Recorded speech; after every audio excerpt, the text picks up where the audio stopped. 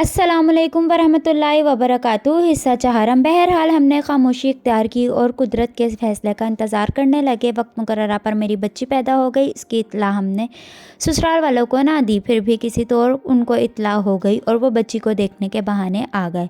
सास ससुर कस्में खाने लगे कि हमने इतने अरसे में सरवर को अस्पताल में दिखाया है और उसका इलाज करवाया है, अब बिल्कुल ठीक ठाक है। हमारी बात का यकीन नहीं है तो बेशक उस डॉक्टर से चलकर पूछ लें जिससे इलाज करवाया है। अब अगर आपकी बेटी को हमारे घर में किसी किस्म की शिकायत हो तो हम जिम्मेदार हैं। एक बार हमारी बहू और बच्ची को हमको दे दो, हम उनको लेने आए हैं। मेरा तो जीना चाहता था कि उनकी सूरत देखूं। मुमानी बीच में पड़ गईं। उन्होंने ये रिश्ता करवाया था। वालिद की तो मेरे बचपन में ही वफ़ात हो गई थी। हमारे सरपरस्त मामू ही थे। उन्होंने ज़िम्मेदारी उठाई कि अगर शहरबानों को कुछ नुकसान पहुंचा तो मेरा गिरेबान पकड़ना। गर्ज इसी तरह अम्मी को मजबूर किया कि वो लाचार मान गई। यूं बादल नाख्वास्ता मुझको सास ससुर के हमरा एक बार फिर इस घर लौट कर आना पड़ा, जहाँ दुख दर्द अज़ियत मेरी मुंतज़िर थी।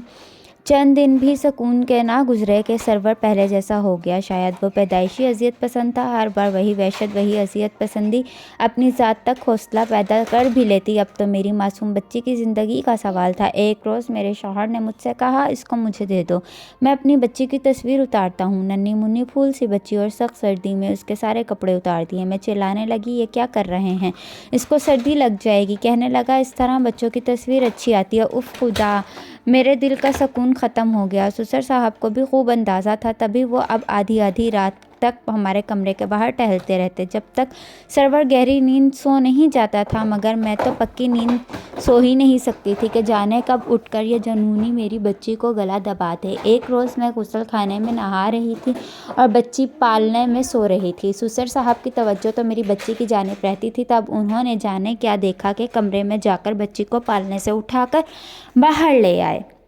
जब मैं नहा कर निकली तो मैंने देखा कि वो पोती को सीने से लगाए टहल रहे हैं।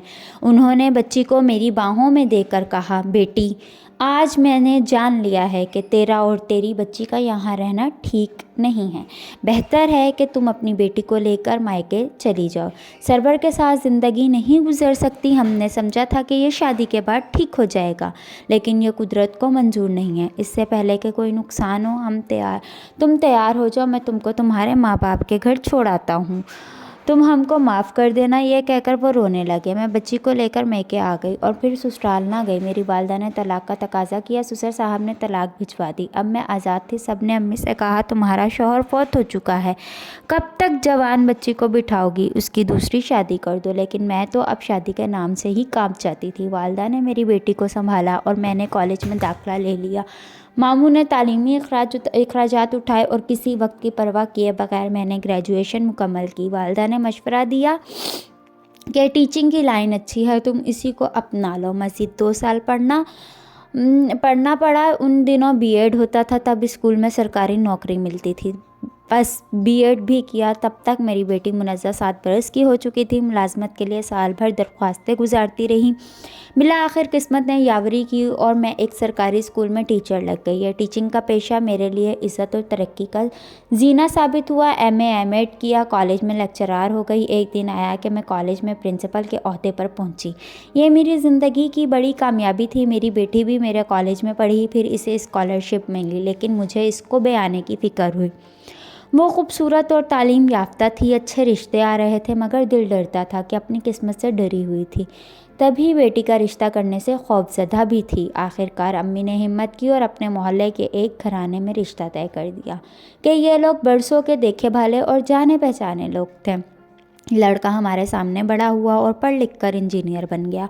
मुनज़्ज़ा का रिश्ता मैंने अरसलान से कर दिया और ब्याह कर बैरून मुल्क चली गई। बाकायदा फ़ोन करती और मुझको तसल्ली देती कि फ़िक्र ना करें, मैं बहुत खुश हूँ। मैं अब रिटायर हो चुकी थी, पेंशन से अच्छा गुजारा हो जाता था। बड़ी बहन का बेटा मेरे पास रहता इसके बच्चों से तन्हाई का एहसास मिट जाता है। इन दोनों नूर मुकद्दम और फ़ायज़ा इनाम के वाक़यात नज़रों से गुज़रे तो बदन में सनसनी दौड़ गई। मुझे अपनी आपबीती याद आ गई। खुदा हर बेटी को ऐसे सानेहात से बचाए कि बेटियां तो दिल का सुकून होती हैं, इनको फांसी भी लग जाए माँ बाप तड़प जाते हैं। अगर औलाद ज़हनी तौर पर नॉर्मल ना हो तो वालिदैन को चाहिए कि सब कुछ जानते बूझते हुए किसी लड़की या लड़के की ज़िंदगी तबाह ना करें। उनकी ज़िम्मेदारी है कि इसको खुद संभालें।